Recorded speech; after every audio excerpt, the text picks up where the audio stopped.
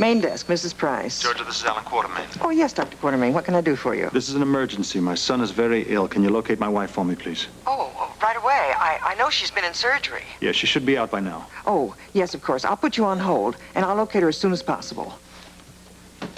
Thank you. Would have made it without you. Oh, come on. Thank you very much, but we're still not out of the woods yet, you know. Yeah. Did you speak to any of the families? Cunningham's doing that right now. Oh, I guess every policeman's wife has to try to prepare herself for something like this. They never really are they? It's unbelievable. 2 of Frank Smith's hit men are dead, 2 policemen are critically injured, and nobody knows where Hutch is.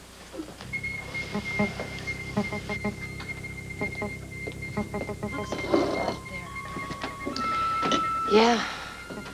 Makes a person glad they don't have to go outside and get to work. I bet Joe's glad to be down in Mexico looking for Scotty. Yeah, I guess. Haven't you heard from him? I guess he left town not wanting to look back. You mean not wanting to think about me, don't you?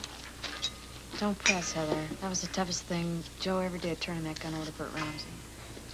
Well, then he probably should have checked it out with ballistics and found out that I never shot that gun. What are you doing out in all this snow so late? Taking Corky for a walk. Look at you. You've got no mittens and no overshoes. I can't help it.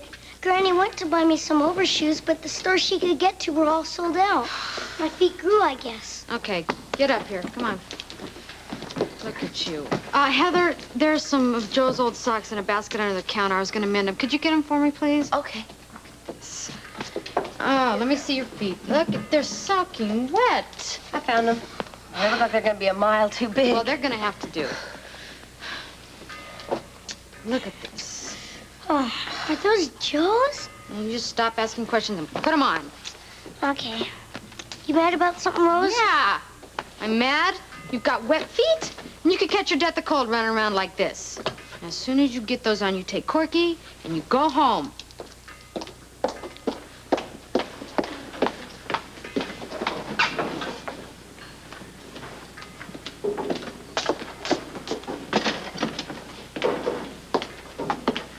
Rose, why are you so upset? There was an accident. That ambulance taking Hutch back to prison. Yeah, I heard about it on the news. But why has that got you so upset? It's Mike. He got hung up on Hutch during those hospital therapy sessions. I don't have the heart to tell him what happened to Hutch.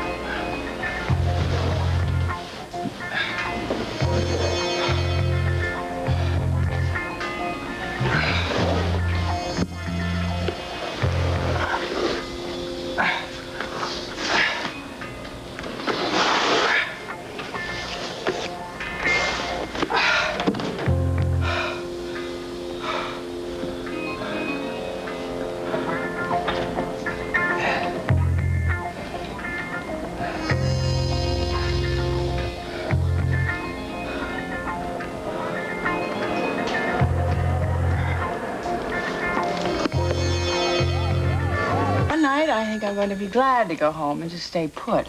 Yeah, if we can get home in this mess. Dr. Quartermain, you have a phone call. Oh, thank you. I think.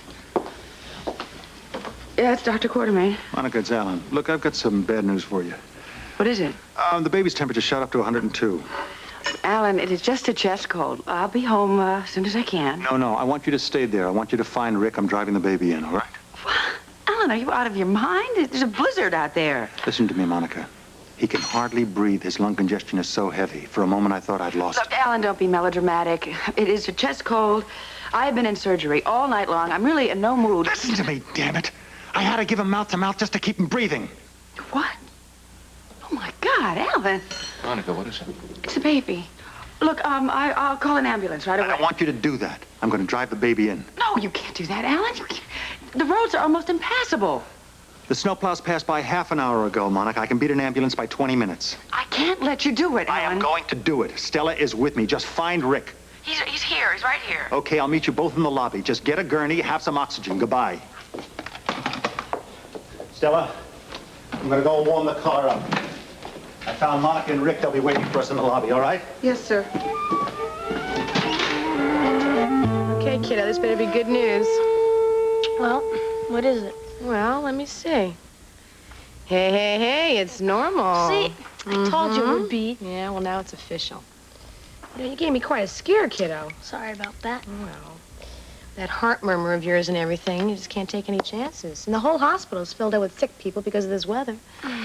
Well, I don't understand why none of the meteorologists know what's happening with the weather. Well, I guess they haven't figured it out yet. That's why. Yeah, I know, but they're scientists. They're supposed to be knowing what's happening. I even heard one on the news say they was looking in the almanac for an explanation. I mean, is that scientific? Well, at least they're trying. The second week of September, and there's a blizzard. Something must be going on in outer space or somewhere. Well, why don't we put the TV on and find out what's going on? Maybe they know something, all right? Find out when the storm's gonna end. Yeah.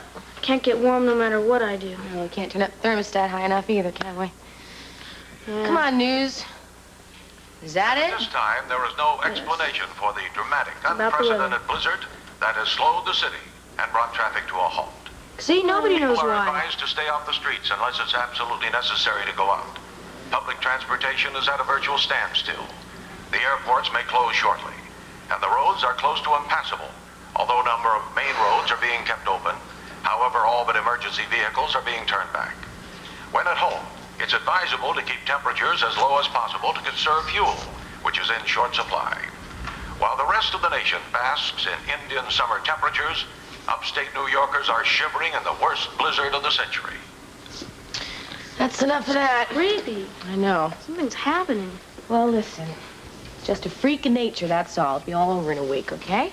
Yeah. You think school's open? I wouldn't be surprised if they didn't open. Make you happy? I guess. It's kind of weird. Like the end of the world or something. Come on, it's not that bad. Look, you were ill, and we had that problem with Heather. You know, Right. I was really scared. You were too, huh? It's all over. I think Jeff should come back and take care of us. You know he can't right now. He's got to protect PJ, right? But I did write him a letter like I told you I would, and I feel a lot better. So I think you better cheer up, okay? I'll try. I don't know. I think you could do a lot better than that. There's a lot of other people in this world that are worse off than we are. Yeah, you're right.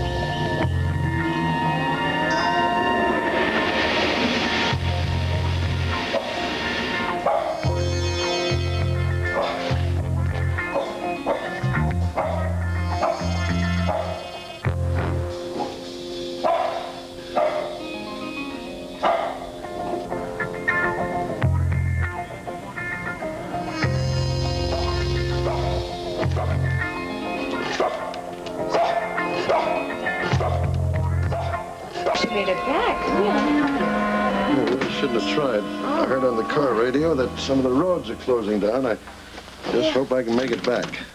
Oh, you have to? Afraid so. Huh. Where's Audrey? Oh, she'll be back in a few minutes. She got a call from Mrs. Arlington. Apparently her son's down with flu. Got a high fever, so she put on her boots and walked over there. That's my Audrey. Yeah. I offered to go for her, but she said no, she wanted to take the walk. She's been cooped up here with Jeremy all day. Some day off my wife had, huh? That's your Audrey. You hungry? No, not very. You gotta eat something, Steve, if you're gonna go out in that mess again. I mean, do they really need you back at the hospital? Steve? Yes, Ann. Is something wrong? Just a few problems at the hospital. You know, with admissions and trying to get some of our personnel back to work in this bad weather. Well, that's nothing that hasn't happened before. Yeah, that's true. You just seem worried about something, Steve. Ann, will you please stop imagining things? Well, where's Jeremy and Tommy? They're in Jeremy's room. Stop changing the subject, Steve. Can I help at all, please? No, honey, you can't. Why not? Well, it's all really very involved, Ann. For one thing, the commissioner isn't too hopeful about this emergency. And then there's a man from Washington flying in to see me. Well, Dad will make it in. Why not? Well, the airports are all closed, I'm sure. Somehow I've got a feeling this guy will make it in. VIP, huh? That's the impression I get. Pretty important meeting. That it is. And you can't say any more than that.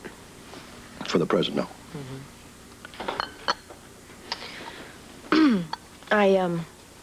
I've got some good news about Jeff and me. Huh? Well, I was talking to Audrey, and I kind of told her that I was tired of being Miss Perfect. I also told her I was tired of Jeremy's life being in such turmoil, so I wrote Jeff a letter, and I'm expecting one back soon, but I have already made up my mind. About what? Steve, I'm joining Jeff in Carson City. I'm going to raise his son along with Jeremy.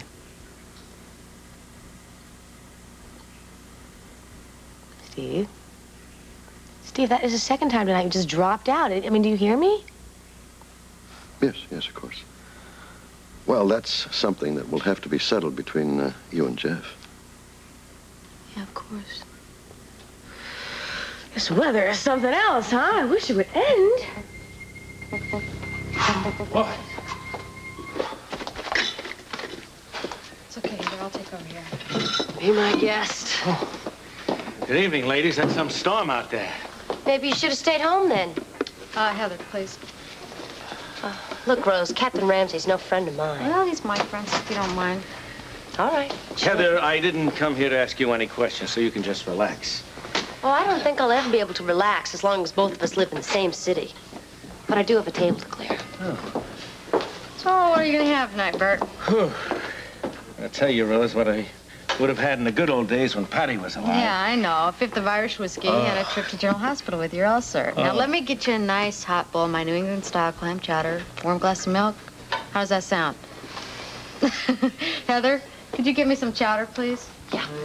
You sound just like a wife. I'm nobody's wife. You may have noticed I don't have a husband. Oh, I'm sorry. I guess I said the wrong thing. Forget it. So what's going on in this crazy world, Bert? Besides this weather. Everything's falling down, Rose, like a house of cards. What are you talking about? Hutch. That guy, Hutch. I heard about what happened. Thank you. Could I also have a glass of hot milk?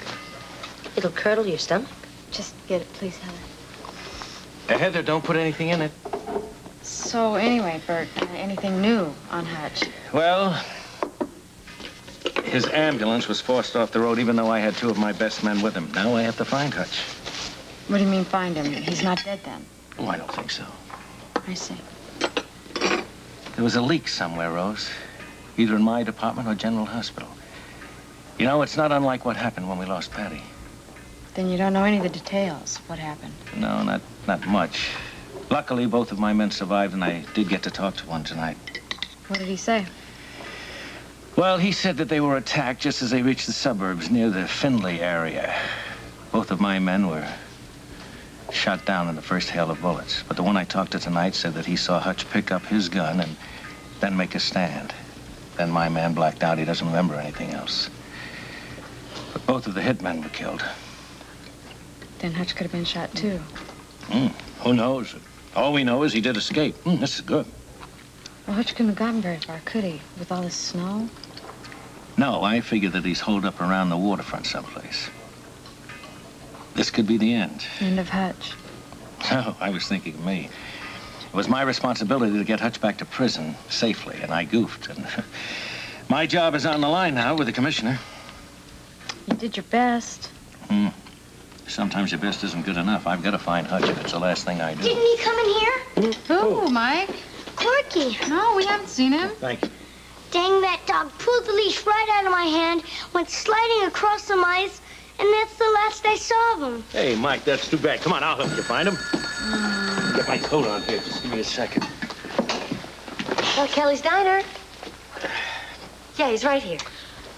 Ramsey, it's for you. Oh, Mike, you said that all the stores Yeah. were sold out of your overshoes? What? Yeah, my grandma couldn't find any in my size, her size, or any size. You just can't go around like this one more day. Now, I'll have to figure something out. I'll be right there. Mike, I'm sorry I can't help you find your dog. I do have to get back to headquarters right away. I'll find Corky if you take my comb. Okay. Yeah, I think it's time you went to bed anyhow. Come on, you like driving in a police car? Yeah. Oh, Rose, by the way, do you still say your prayers? Not much lately. Well, I wish you would, and mention my name. I could use a little help from upstairs. I guess there's a lot of people who could use that tonight. Bye now. Come on, Bye, hey, Rose. shut that door. It's cold out there. Where are they? It's been over an hour. Monica, it's only been 20 minutes. I should have gotten an ambulance, Rick. Alan is not going to take a chance with the boy. If he said he'll be here, he knows what he's talking about. How do you know? They could be piled up in a snowdrift. If he's not here in another 5 minutes, I'll send out the police, and I will also send an ambulance. Where's my mind? Then what have I been thinking of? You were the one who told me I should be very careful of that baby during this weather, and what did I do? I snapped your head off. That is the past. Forget it. And I all right? told Alan to stop harping on me when he said I should be with the baby. I should be home. But no, because I loathe going into that house at night, I chose to work longer hours here in the hospital. You Wonderful. did not choose to work here tonight. You were needed and needed very badly. For heaven's sakes, Cunningham could have operated on that policeman. Cunningham is good. It was your skill who pulled the man through. Rick, Alan says the baby can hardly breathe. I realize that. Rick, Monica. Oh, here, let me see. Alan, would you keep your Take him, wife Rick. away, please? I will keep her away. see Rick, you take him. You Okay. let Rick take him. Let him get the oxygen started. I Calm don't down. like the way he looks, Alan. Okay. I really don't think you should have held that much longer, Monica. His breathing isn't good at all. Not good at all. Come on, let's get into NICU. Alan, thank you for getting him here. Linda, we need another ambulance. The address is 404 Cedar. The phone and the electricity are out, and the woman has been in heavy labor for about 2 hours. Her husband just phoned from a bar. The number is 555-0688. The name is Lacey. Right. Am I glad to see you, Dr. Hardy? How are things going? Well, popping. We've had a lot of calls from emergency, and here are your phone messages. Seems like everybody's looking for you. That figures. Get housekeeping for me. Who's in charge of this shift? Oh, Mrs. Phelps. I tell Mrs. Phelps that the roads are too bad for travel, that most of the personnel will have to stay overnight whether they like it or not. But I want to make them as comfortable as possible. Let the cafeteria know. Yes, sir. Oh, and Jessie's been trying to reach you. She probably wants to come in, but I'm sure the roads are too bad. But you might call her and get all the emergency nursing instructions from her. And get Dan Rooney for me. Tell him to come in immediately and let engineering know that they're directly responsible to him. All heating, electricity, phones, the works. And I want the emergency generators tested at once and a report made. Yes, sir. Outside of that, Georgia, how are you? Well, don't worry about me. But if you do have a second for a personal note, I wouldn't bother you ordinarily, but I think you'll want to know. What is it? It's the Quartermain baby. His father brought him in, and Dr. Rick Weber has taken charge. Good Lord. They're up in NICU. Are Alan and Monica there, too? Well, Monica's there, but Alan called in and said he felt so helpless. So he went up to see his father on 7. Thanks, Georgia.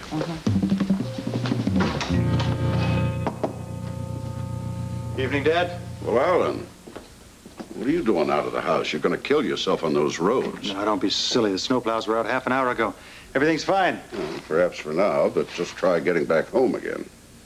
Well, your chart says you're a lot better. Yeah, thank goodness.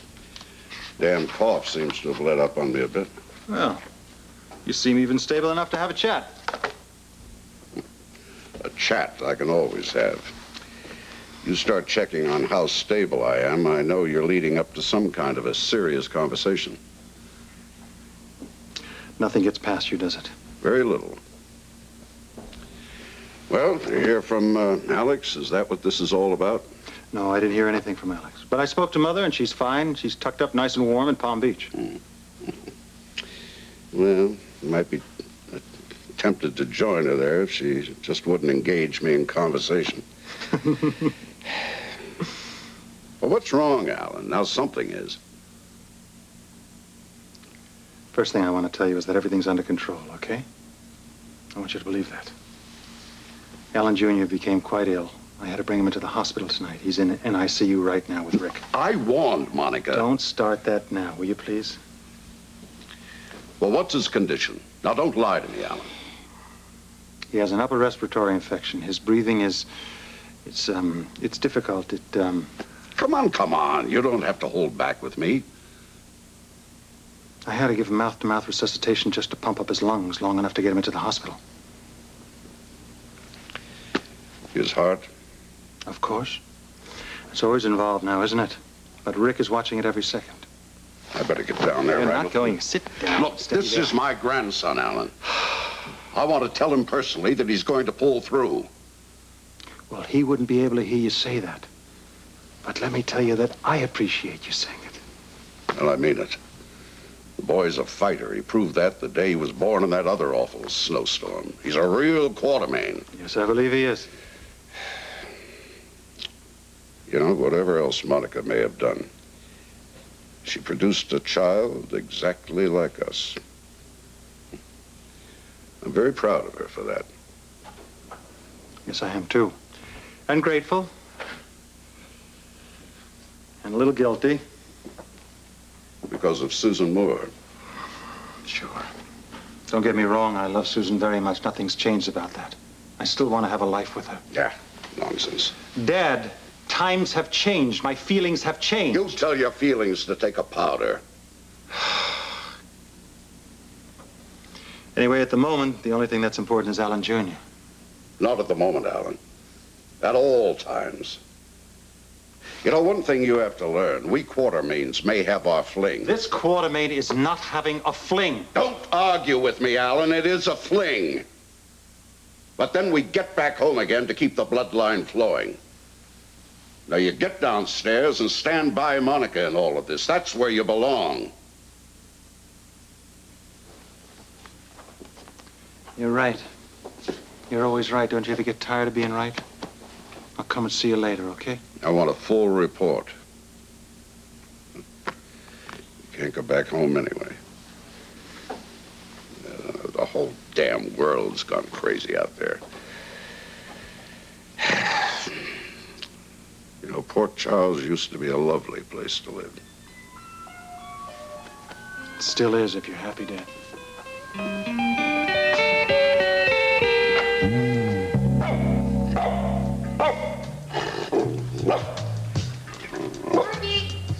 Corky, where are you? Come here, you bad dog. Come here, Corky.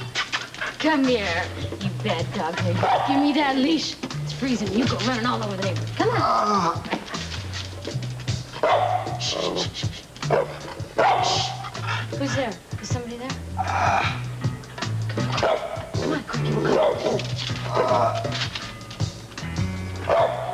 Shh.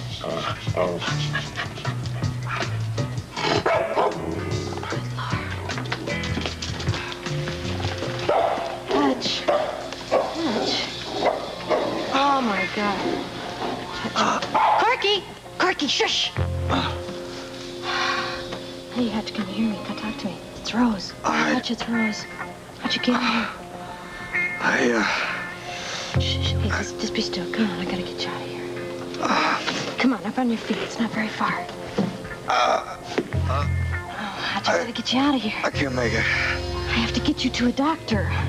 I'm not going anywhere. Hutch. Hutch.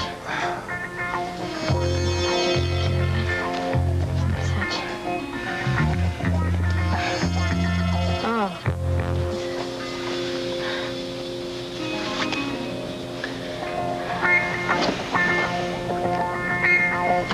Don't die, me.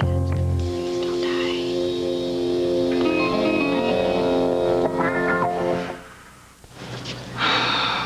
Rose. Hey, can you hear me, Hutch? I thought you were a dream. Now just stay still, okay?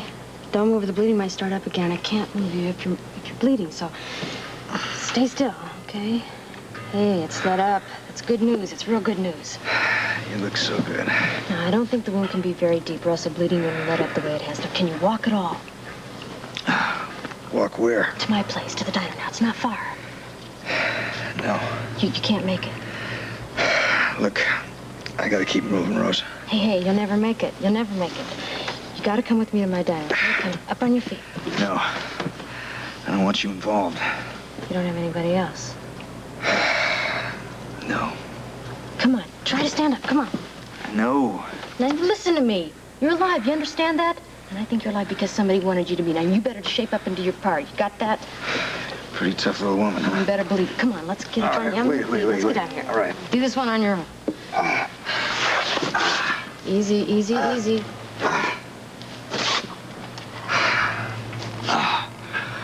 All right. Satisfied? Very much so. Come on, let's go to my place. Come on. Wednesday. Police are gonna be after me. Hey, no problem. Nobody's gonna see us. We got it going the back way. Nobody's even out in this cold weather. Come on. What about Joe? He's out of town. Rick Weber's at the hospital. He could be there all night. Come on, let's go.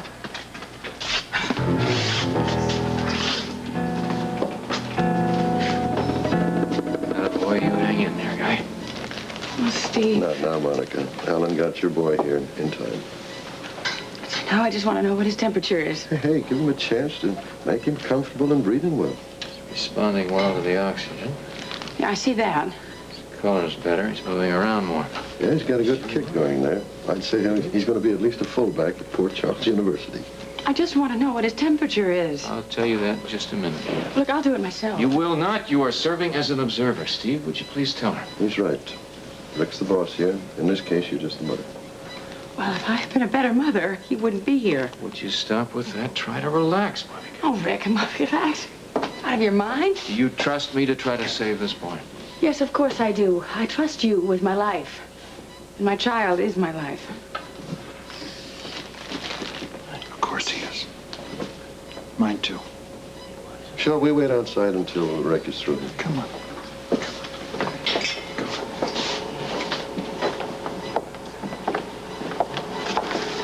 Okay, let's just talk about something else, okay? Okay. Steve, our admission's still climbing? Yes, steadily. Things don't look good, Ellen. Not good at all.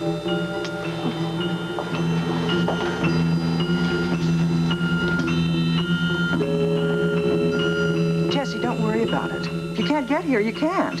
I think I have everything. But if I have any questions, I'll call you back. Just pray that the phones don't go out. Bye. Excuse me? Oh, yes. May I help you? Yes, Dr. Rick Weber, please. He's with the patient. Oh, Dr. Steve Hardy, then. We're expected, but we're early. That's amazing. I mean, that anybody could get any place early, what with this weather. We chartered a plane out of Washington. I thought all the airports were closed. Well, we were the last ones to land. My name is Ballantyne. Oh, yes, Mr. Ballantyne. Well, Dr. Weber and Dr. Hardy are with the patient, but I have a note to call them as soon as you arrive.